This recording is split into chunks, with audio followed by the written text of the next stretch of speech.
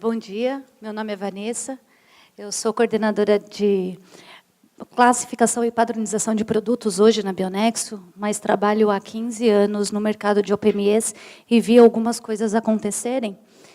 E hoje a gente está aqui para falar um pouco sobre o que foi, né, como que está o cenário de OPME e o que o Ministério Público, enfim, o que o Ministério da Saúde, as operadoras e hospitais estão vislumbrando para os próximos anos aí no mercado de OPMEs. Bom, já conheço alguns de vocês, meu nome é Odorico, sou gestor da ferramenta de gestão de OPME e de educação continuada, que é uma nova vertente aí da Bionexo. Provavelmente vocês já devem ter visto alguma coisa aí no mercado. Bom, vamos falar um pouco desse tema nada polêmico, né? Tranquilo. A gente veio em dupla, até por conta disso. Isso, exatamente. Então, a gente vai falar do cenário atual, a Vanessa já apresentou, já abordou, mudanças mercadológicas e aí o que o mercado está caminhando e o que eles estão fazendo, né, as instituições de saúde. Vamos lá. Dar um briefing de OPME. Então, é um mercado hoje que projetamos que são transacionados algo em torno de 20,5 bilhões ano no Brasil.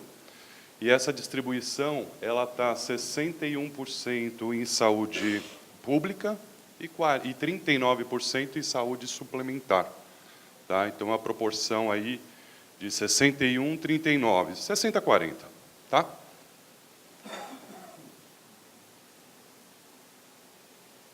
Como todos nós sentimos, né, a OPME ele é uma conta que ela tem um grande impacto nos custos das instituições,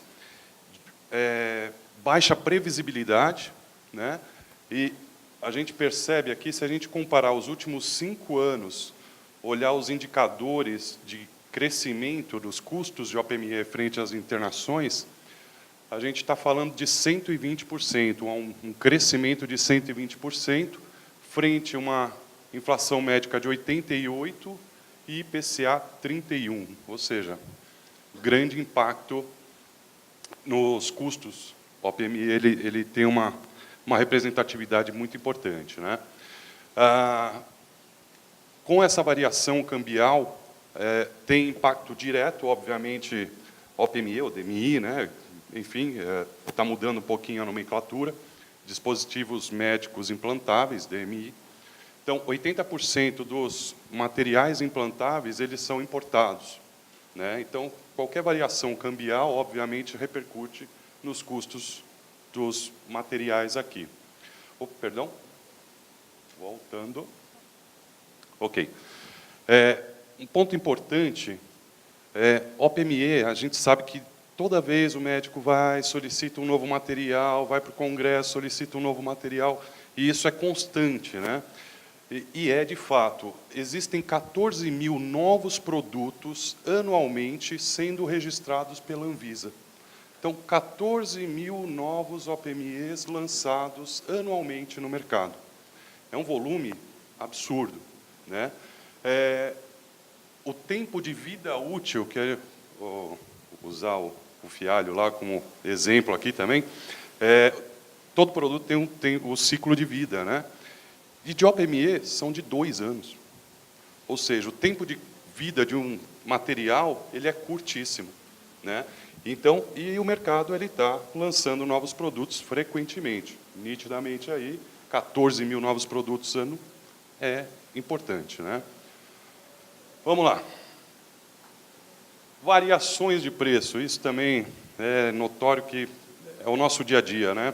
A gente recebe um material, um dia está num valor, outro dia está no outro valor, para um médico é de um valor, para outro é outro, para uma operadora é um, enfim, existem diversas variações que a gente se depara. Esse daqui é um estudo onde compara-se exatamente o mesmo material por cada uma das regiões. Então, o custo do material no Sul, em geral, é um pouco menor. No Sudeste, ele é o segundo menor, mas quando a gente vai lá para o norte, ok, tem todo o custo de logística, deslocamento, mas o material de 34 mil para 65 mil não tem logística que justifique, né? Enfim, isso daqui é um marca-passo CDI, esse daqui é um implante coclear, então 75 mil. Aqui é um stent farmacológico, né, suas variações. Então, realmente, esse é o nosso dia a dia. Como a cadeia de OPME dentro das instituições de saúde ela é muito longa, né, então, existem diversos agentes envolvidos. O nosso custo, esse daqui é um exemplo, né, um marca-passo. Aqui no Brasil, ele custa $20 mil. Tá? $20 mil. E aqui seriam os custos em outros mercados. Se a gente olhar aqui, Portugal, 3.800, Espanha, 7.300, França, 5.500 e Alemanha, 3,5. Poxa, mas isso daqui não é variação cambial, a gente está considerando o dólar, né? Então, isso é o custo, de fato, agregado dentro do produto. É o custo Brasil, toda a carga tributária e os agentes intermediários. E, de certa forma, uma ineficiência operacional hoje no mercado, né? Então, a gente estima que 25% dos gastos da cadeia de OPME são alocados em correção ou prevenção, retrabalho. Tá? Então, isso tem um impacto importante no dia a dia das instituições que buscam, sem dúvida, reduzir seus custos. Vocês que... algumas instituições de saúde aqui também prestam serviço para operadoras, né? E, certamente, vocês estão sendo pressionados para reduzir custos ou, então, para mudar a responsabilidade financeira. Então, a operadora passar a comprar o OPME, se for hospital. E as operadoras, em si, elas estão buscando, de fato, comprar o OPME. Então, fica um debate aí nesse meio de campo. Por quê? Isso daqui é o que a gente estava falando no slide anterior, da longa cadeia de intermediários do processo, né? Então, esse é um estudo feito pela FenaSaúde, uma projeção de uma prótese de joelho. Ela sai lá da fábrica por R$ 2.096 e chega lá no custo da operadora por R$ 18 mil. Né? Então, e aí você tem todos os agentes envolvidos. Toda a carga tributária, a margem da instituição hospitalar, a margem do médico, comissão do vendedor, enfim, toda a cadeia aberta. Objetivo... Óbvio, quando uma operadora, eu que estou pagando a conta, eu como operadora, pagando a conta, olhando um cenário desse, o que é? O objetivo é reduzir ao máximo a cadeia de intermediários. Obviamente, o primeiro agente depois da operadora é o hospital. Então, se eu passar a comprar, eu compro, teoricamente, mais barato, e, em média, 15% a 20% mais barato. Okay? Estudos de algumas seguradoras já demonstram isso. E isso tem impacto, obviamente, para todas as instituições hospitalares, né? Vamos lá. Falar de OPME e falar de judicialização estão juntinhos. E aí, se a gente olhar aqui o estado de São Paulo, teve um crescimento em 3 anos de 273% no número de processos da área de saúde. É o que a gente fala da judicialização na saúde, né? Então, 5%, olha que bacana, né? 5,7% do orçamento do Estado de São Paulo para a área da saúde foram alocados em 0,01% da população. Ou seja, o Estado de São Paulo ela gastou, com custo de judicialização, 1,2 bilhões em um ano, no ano passado, 2015. E ela tinha um orçamento de 20 bilhões. Então, 1,2 bi foram para o custo de judicialização. Né? sem dúvida, é muito alto. E aí aqui é mais como curiosidade. Aí aqui é uma proporção, né, o número de ações versus população, né? Que região que tem maior índice de judicialização no Estado? Então, Barretos é primeiro colocado. Alguém de Barretos aqui? Não? Que bom. Segundo, Rio Preto, São José do Rio Preto. E terceiro, Ribeirão Preto. Tá? E aí tem outros municípios ali. Esse material, depois, se quiserem, a gente compartilha, sem problema nenhum. Bom, então, falando do ano passado, aí a gente vai chegar agora o que está acontecendo, o que está rolando, né, no mercado. 2015 foi um marco importante, aí a gente coloca aqui que a reportagem do Fantástico, sem dúvida, foi uma mudança importantíssima no mercado de OPME. Aí, isso aconteceu dia 1º de janeiro de 2015, primeiro domingão, lá, fantástico, né? Mercado de OPME.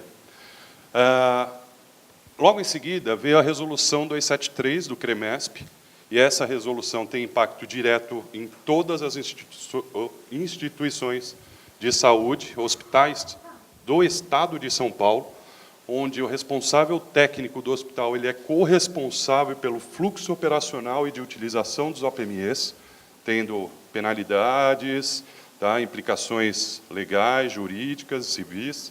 Então, esse é uma resolução que tem impacto direto para vocês. Em março foi instaurada a CPI das próteses. Aí, em maio, veio a portaria do Ministério da Saúde, né, e acho que foi bem difundida aqui para todos nós. E aí tem também todo o fluxo operacional, de como utilizar, enfim. O acordo setorial, esse foi um marco importante, onde todos os distribuidores, a maioria, na verdade, não todos, mas a maioria, assinaram um acordo de compliance.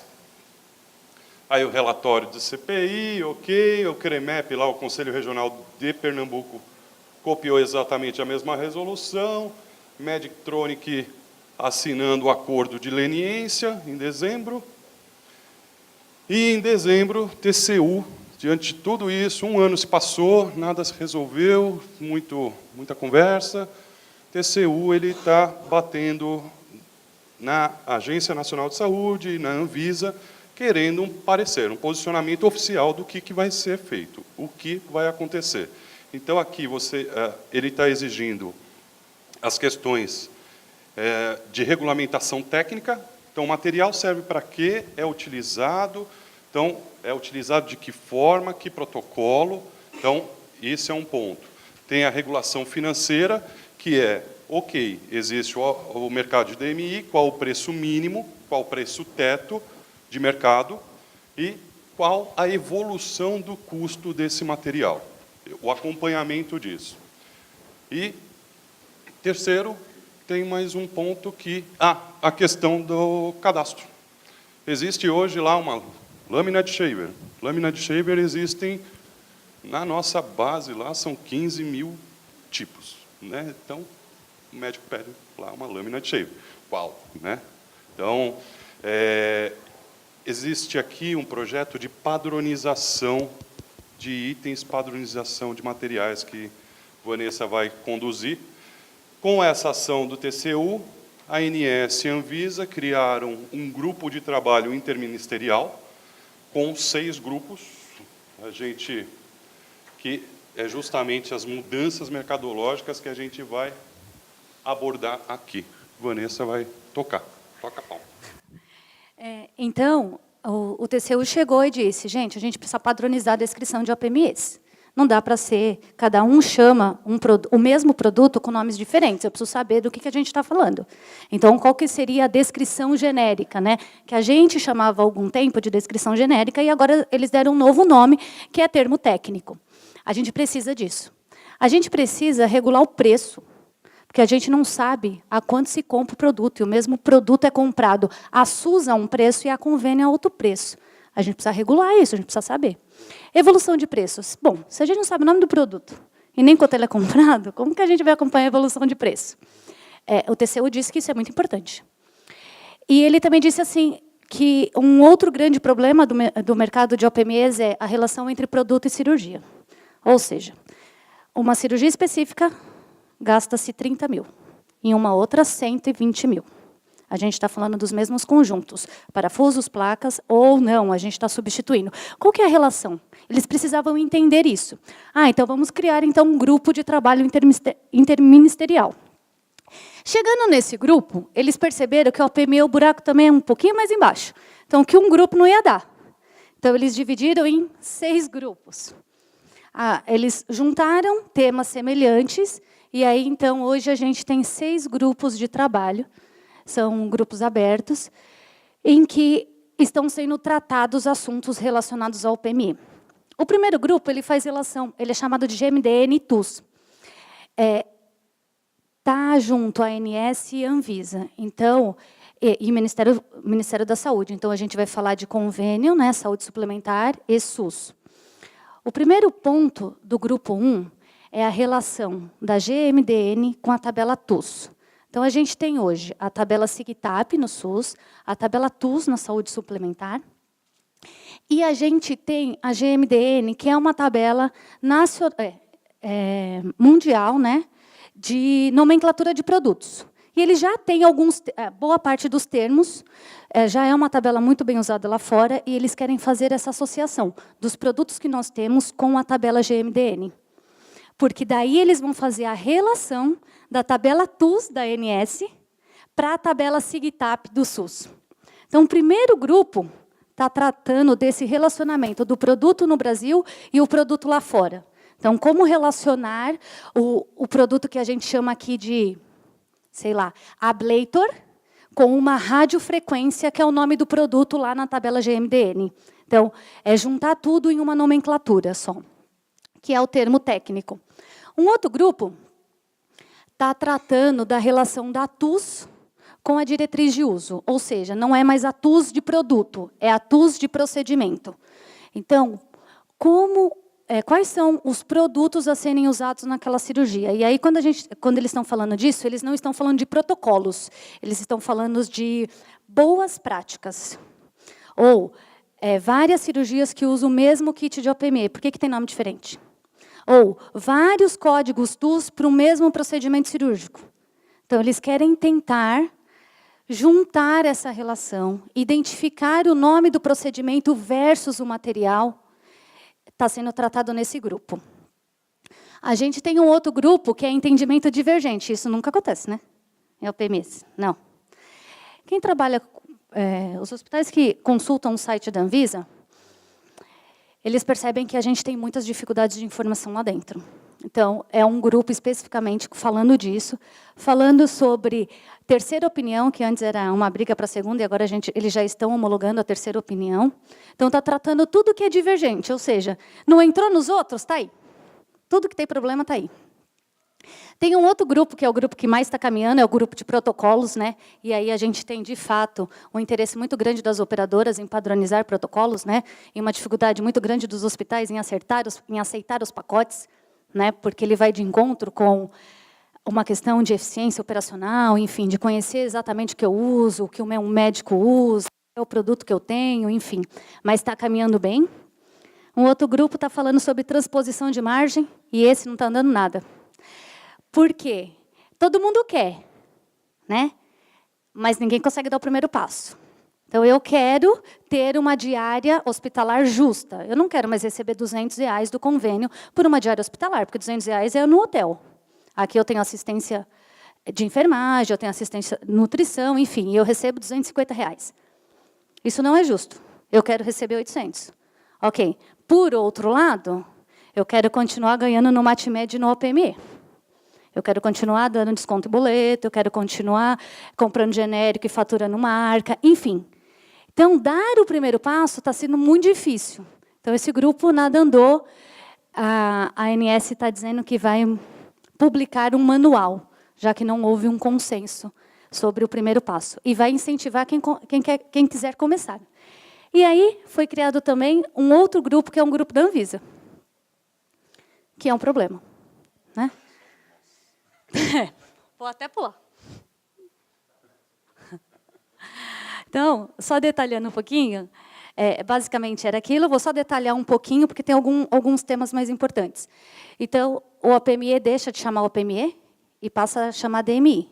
Então, o termo OPME já não é mais usado, não deve ser mais utilizado. Deve se chamar agora DMI, que é dispositivo médico implantável. E aí, com esse novo tema, eles conseguiram definir o que é um material implantável, o que é o especial e o que é o de consumo.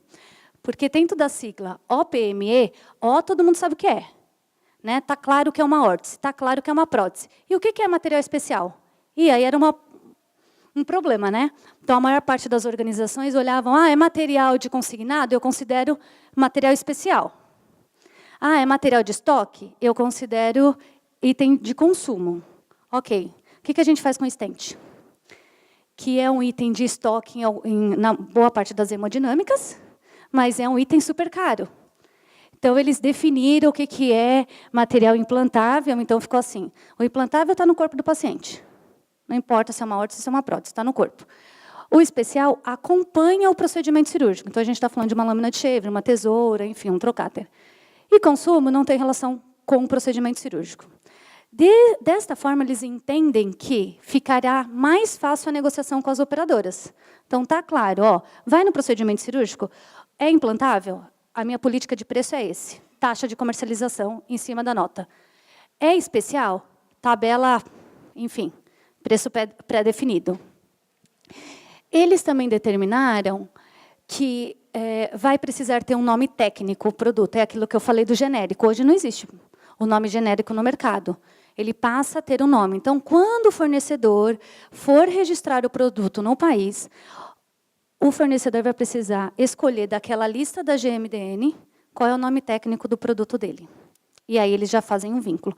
Nesse momento também, que é quando é dado o registro, é a Anvisa que vai determinar se é implantável, especial e de consumo. E isso vai estar, segundo eles, lá no site da Anvisa, disponível para todos. Uma outra coisa que eu acabei já falando é que a intenção é que a GMDN, que nada mais é do que a base para o nome técnico da Anvisa, a TUS e a SIGTAP têm uma relação.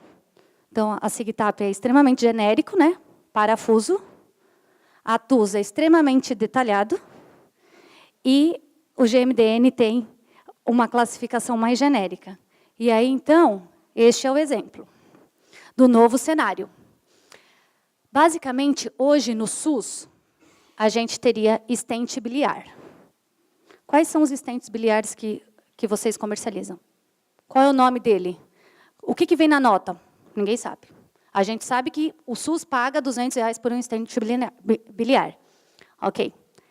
Qual que é? Esse, então, é a descrição SUS. E agora passa a chamar nome técnico, olhando lá para a GMDN. Aí vai ter um outro nível, tudo isso quando o produto for registrado no Ministério, lá na Anvisa. Vai ter um outro nível, que é o nome do produto, que hoje a gente já convive com isso, que a gente não sabe exatamente o que é, aquele produto pelo nome técnico, né? E aí vai ter o registro da Anvisa. E embaixo dele, todas as variações de tamanho. Então, a tabela TUS, para quem trabalha com ela hoje, ela está aqui. Cada produto, cada tamanho tem um código TUS. A tabela SIGTAP está aqui. E o que eles querem fazer? Essa interligação. Para amanhã, a gente conseguir fazer o depara do SUS com o convênio. E aí a ideia é que isso seja feito no ato do registro do produto. Isso é o que é a premissa no grupo de trabalho, do grupo 1. Então, assim, a gente sabe o quanto isso é difícil, né? Mas, há 2 ou 3 anos atrás, quando a TUS saiu, todo mundo falou, não vai pegar, não vai pegar, não vai pegar. Quem conheceu a TUS viu, puxa, ela tem algumas deficiências, mas é um degrau para a gente que não tinha nada. Quais são os produtos comercializados nesse país? Pelo menos agora a gente tem uma tabela. Então, eles estão fazendo uma evolução da tabela TUS, porque só ter o nome técnico também não estava ajudando muito. Essa daqui é a segunda fase dessa tabela TUS, e que, embora seja bem difícil, eu acredito até que eles estejam no caminho. Falando um pouco sobre o que muda para vocês, né? Então, para as instituições, eles já fizeram um piloto aí com os stents, todos os tipos de stent. Então, a gente já tem 200 produtos registrados lá no Ministério da Saúde, lá na Anvisa, em que já existe o nome técnico, ou seja, já foi dada o nome genérico para o item. E aí eles já estão dizendo, então, que vai mudar, né? Hoje, a tabela SIGTAP diz que vocês recebem um stent coronariano. Isso é o nome que está lá na SIGTAP. Ele deixa de chamar stent coronariano e passa a chamar stent para artéria coronária. Quase a mesma coisa. Porque na tabela GMDN é este termo.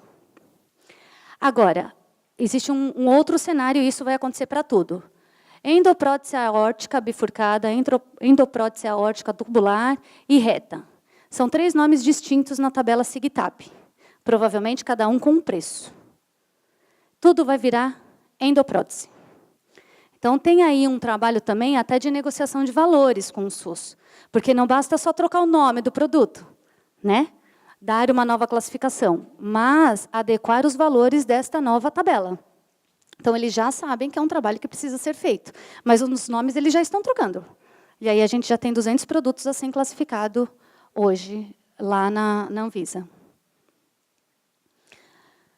Um outro grupo, então, basicamente, o primeiro grupo ele trata de cadastro, estruturação de cadastro.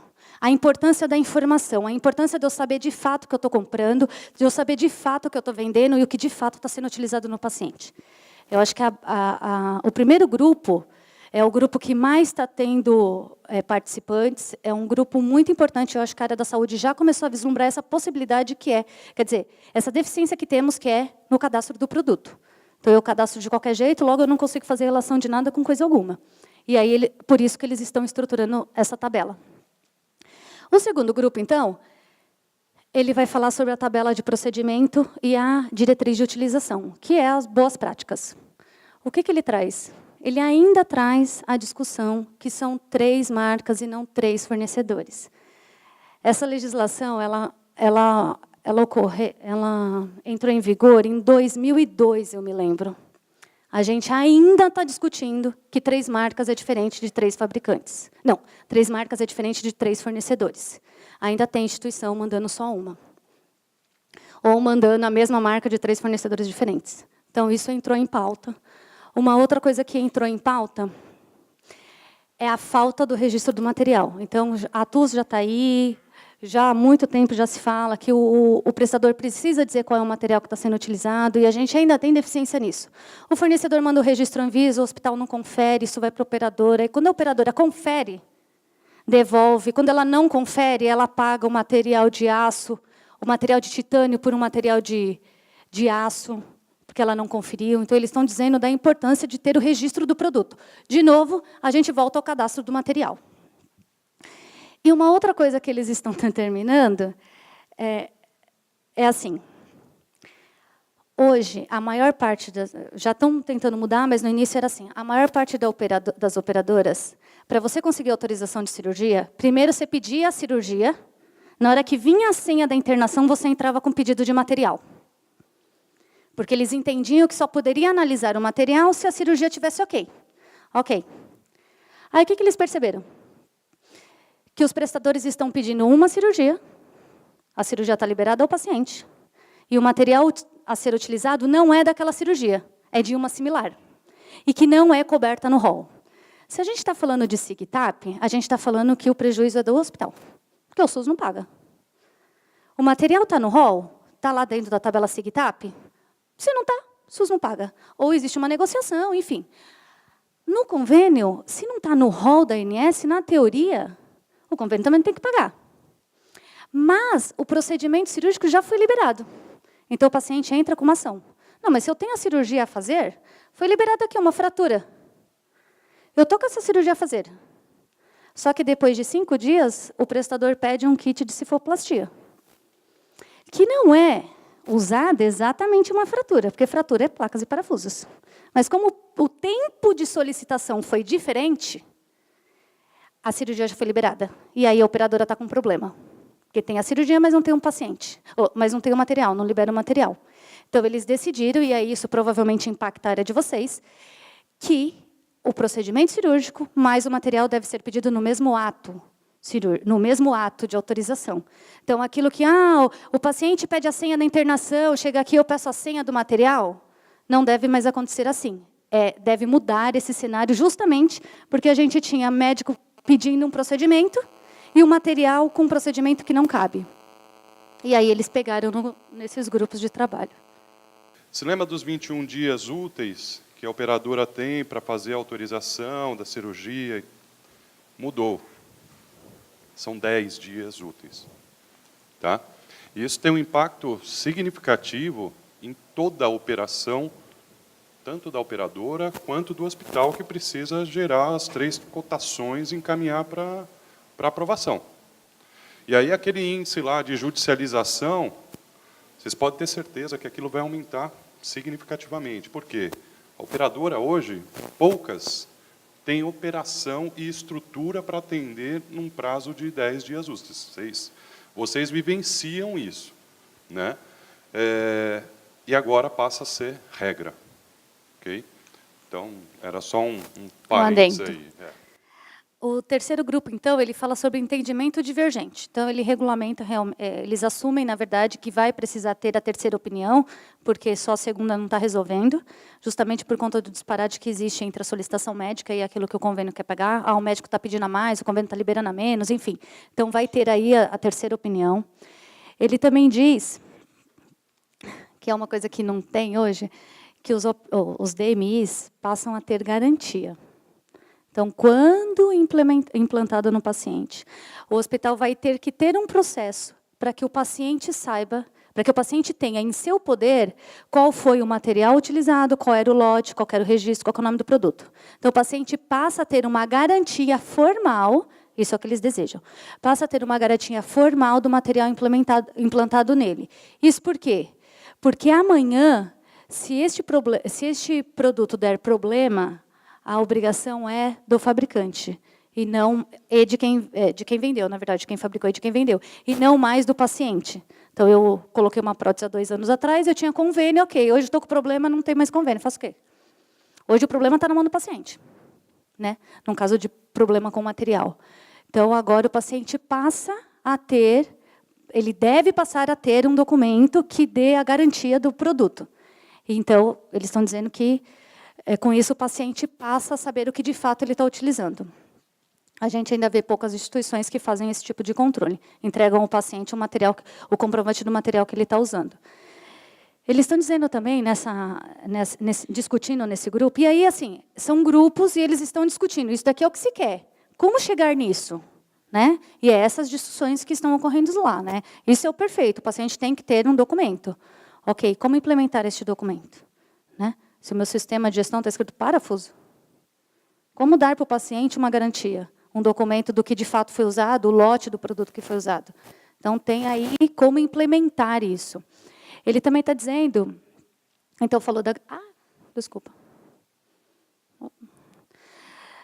A Anvisa assumiu que realmente precisa melhorar o site. Né? Então, hoje, até no embate entre hospitais que precisam receber e operadoras que não querem pagar, a gente tem um problema que é a informação no site da Anvisa. Que produto é esse?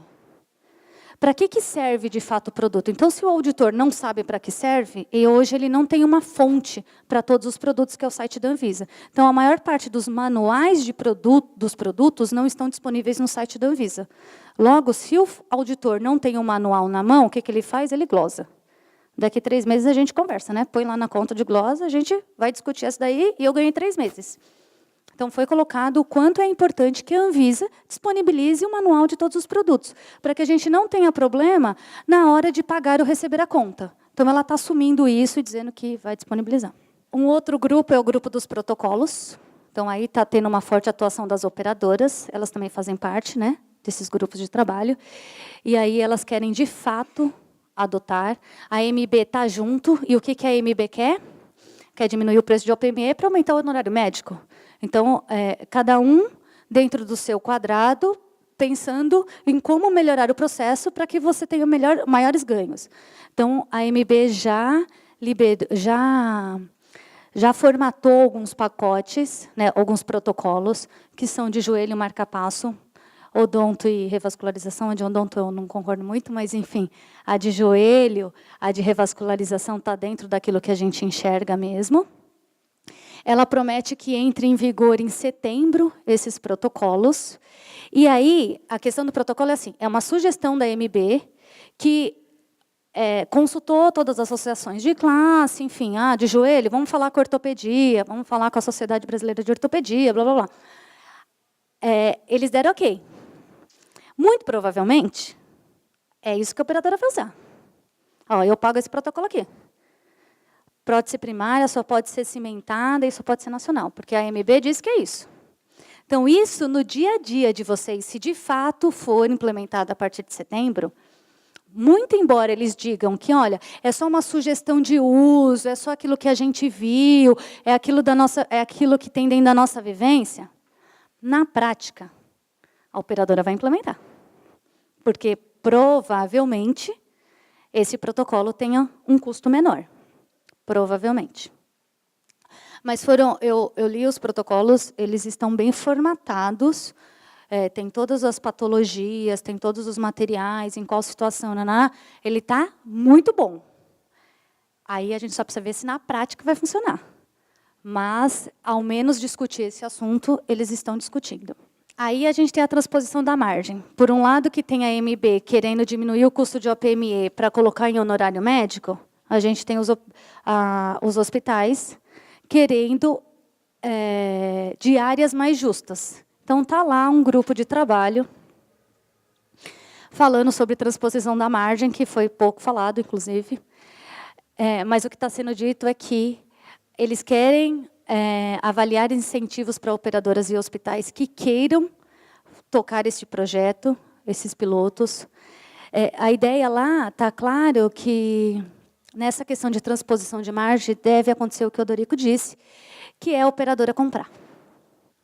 E aí o hospital passa a não mais ter taxa de comercialização e sim taxa de logística. Eu preciso receber o material, mesmo que a operadora pague, enfim. Eu tenho um custo aqui dentro, que é para receber o material, manipular, enfim, depois devolver. Então, a taxa de comercialização passa a chamar agora a taxa de logística. E a ideia é realmente, as operadoras estão muito fortes nesta questão de comprar diretamente do fabricante. Então, basicamente, a questão da transposição de margem é essa. Os hospitais não querem dar o primeiro passo, as operadoras não querem dar o primeiro passo. Então, o que eles estão fazendo? Ok, as operadoras passam a comprar e pagam uma taxa lá. E aí é o que o Dorico falou, de cases de várias operadoras dizendo que tem uma redução aí de pelo menos 15%. Então, eles estão muito fortes neste conceito. Então, se não ocorrer a transposição da margem de MAT, média, OPME para diárias e taxas, a alternativa que as operadoras estão tendo é passar a comprar todo o OPME. Aí, a gente tem o outro grupo de trabalho, que é a Anvisa, e a Anvisa está dizendo que vai melhorar, que tudo vai ficar bom, que ela vai trabalhar num sistema novo, que a gente vai ter mais informação, vai ser mais rico de informação, enfim, ela vai ter um cadastro nacional de produtos. Acho que de tudo, na minha opinião, esse daqui eu acho que é o maior desafio. Realmente a agência reguladora fazer todas as mudanças que ela precisa fazer. Mas, enfim, estão discutindo lá. E aí, diante deste cenário, então o Dorico disse quanto que a gente gasta, a representatividade de OPMEs dentro do mercado. Eu falei um pouco do que este cenário já está incomodando. Então, quantos anos faz que a gente sabe desses problemas? Muitos anos. Coisa antiga. Só que agora começou a incomodar, e aí assim, já está lá no Ministério, a Anvisa já está sabendo de tudo que está acontecendo, já está formalizado isso. Porque saber todo mundo sabe. A questão é colocar na mesa e falar assim, cara, a sua taxa, você está comprando, está me vendendo um material muito caro. Ou a taxa, ou a nota fiscal está muito alta, ou o doutor está ganhando, ou o hospital quer ganhar, enfim. Colocar isso na mesa e discutir abertamente, eu acho que foi o grande passo que se deu. Que chegaremos, não sei.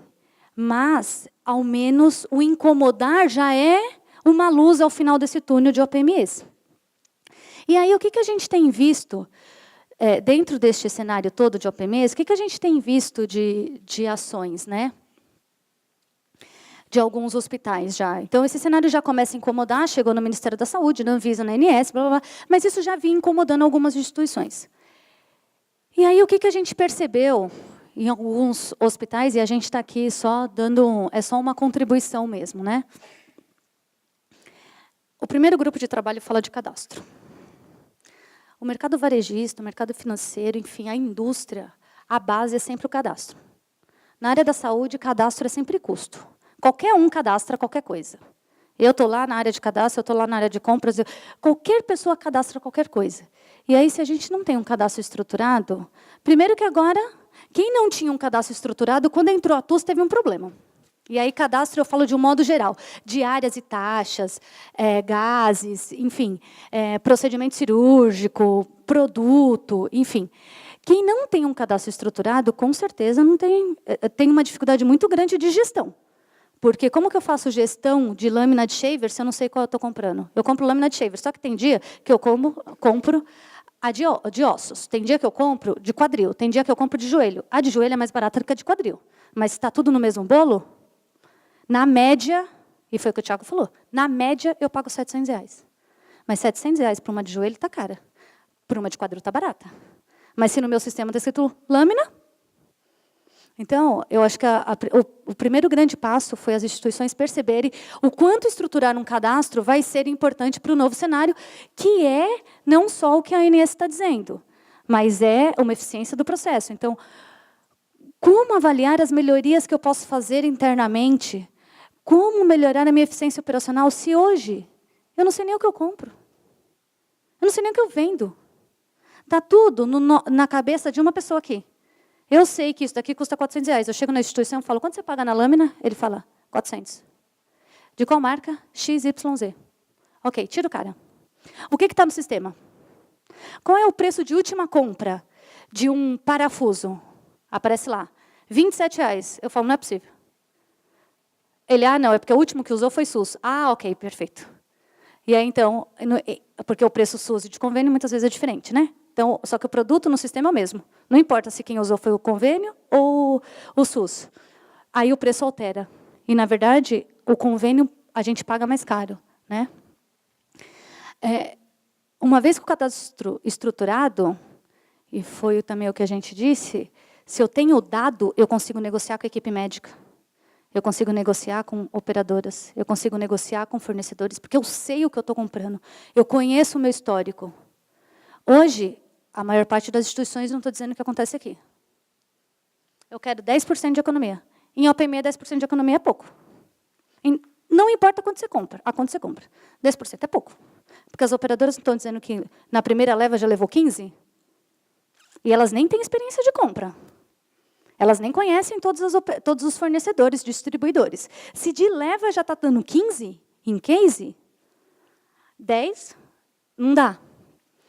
E aí, então, a história de revisitar, renegociar pacotes. Isso é uma situação que as operadoras vão apertar para que se tenha, e os hospitais só conseguem ter pacotes eficientes se ocorrer uma eficiência operacional. Porque, muitas vezes, o controle no centro cirúrgico é difícil. Está liberado 2 trocáteres. O doutor pediu 3. Prejuízo, porque a operadora não vai querer pagar. Então, é conhecer de fato o que se compra, conhecer de fato quem é o doutor que vai operar, para daí negociar e conseguir ter ganho em pacotes. Então, é isso que a gente tem visto. A questão da rastreabilidade, sei lá, 2 anos. Eu comecei a ouvir falar na história de lote. Até então, sei lá, meu pai operou há 5 anos, qual foi o stent que foi colocado nele? Não sei. Não tinha controle nenhum no hospital. Não tem nem no prontuário. Então, a rastreabilidade do produto é uma coisa que os hospitais começam a enxergar como muito importante, até nas questões de processo futuro. E aí, num cenário desse, não tem jeito. Se você não tiver uma base, você não faz gestão. Você não faz gerenciamento, você não consegue negociar. Então, eu acho que a contribuição que a gente tem é essa. O mercado já está incomodado. As instituições já levantaram a mão e já estão dizendo, gente, eu não estou satisfeita.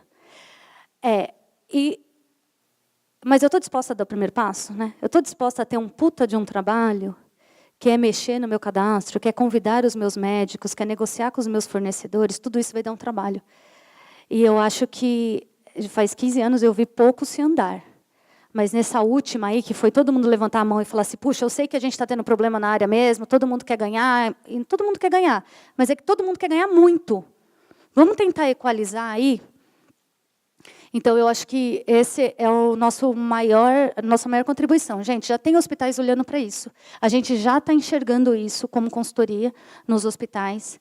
A gente já está enxergando o quanto tem gente já preocupado. E pode ser até para não atender o que a ANS e a Anvisa está pedindo, mas para fazer gestão.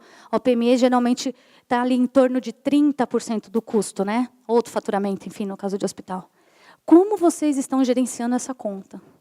Com qual controle? Dentro do custo variável, o PME deve ser o primeiro. Qual é o valor que vocês estão dando para essa conta? Qual é o controle que se tem? Então, a gente veio aqui só levantar a mão e dizer, muito embora a gente saiba dos problemas que a gente tem neste mercado, o que eu, instituição, estou fazendo para melhorar pelo menos o que eu tenho aqui dentro? Nada, a gente vai convivendo e vai empurrando com a barriga. A gente só veio dizer assim, ó, gente, um olhar para este tipo de material. Eu acho que a gente está num momento, está na oportunidade de repente, fazer algo diferente, que é, pelo menos, organizar a sua instituição, para daí conseguir negociar e ter ganhos aí. Você quer completar? Eu estava num fórum, era um fórum de... Só tinha hospital particular.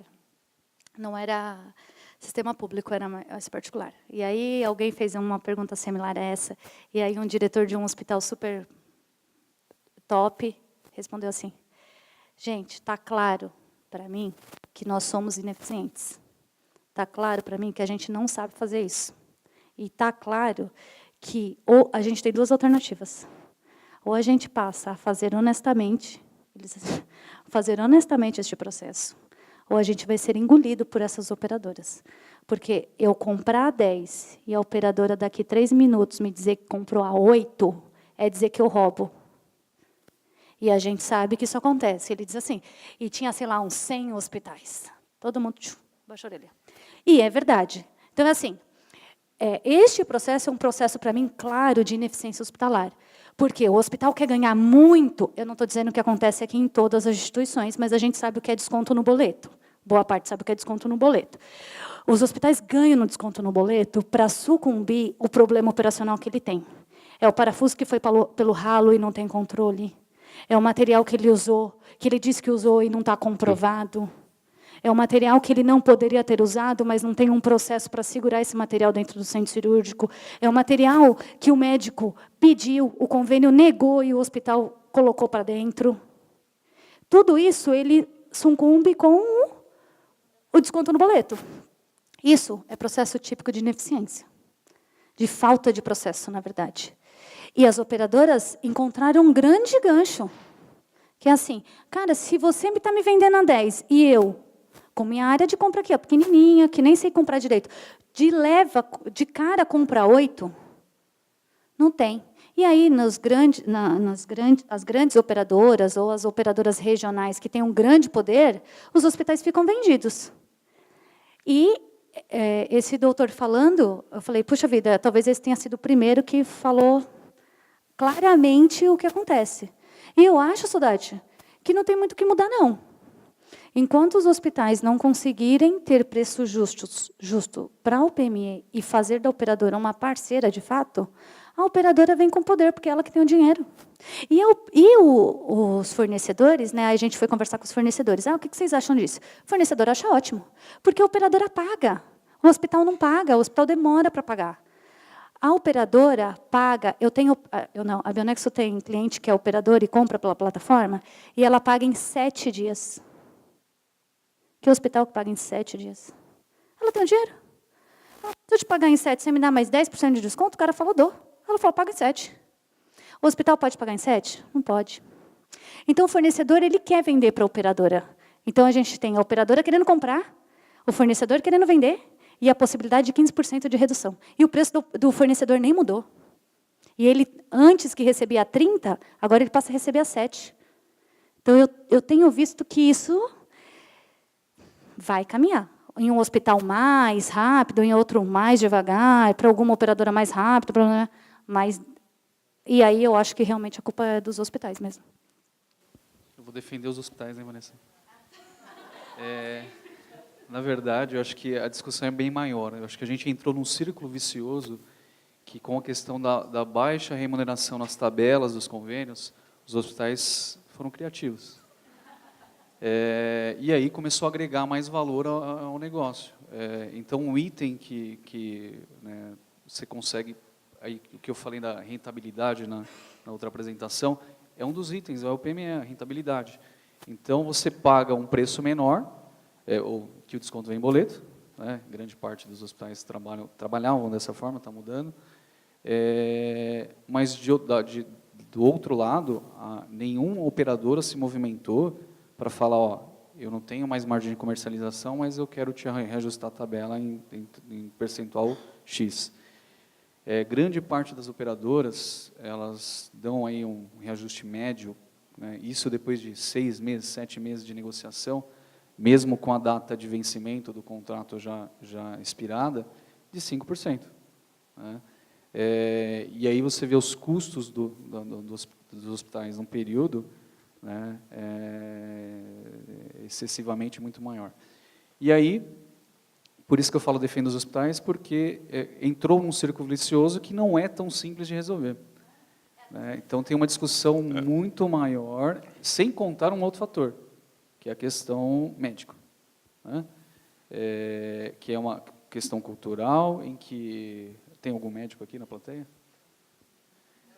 Mas mesmo se tivesse, né, que todo mundo sabe, né, que o médico ele ganha um percentual, né, não são todos, logicamente, tem os que trabalham certinho, mas eles ganham um percentual, que nem que seja em dinheiro, mas que ganham congresso, né, tem alguma... E aí ele vai indicar determinada prótese em detrimento de outra. A gente estava citando agora há pouco aqui uma cirurgia de bucomaxilo, você pode fazer ela de 30 mil, você pode fazer ela de 200 ou até mais. Né? Então, agora uma coisa é fato.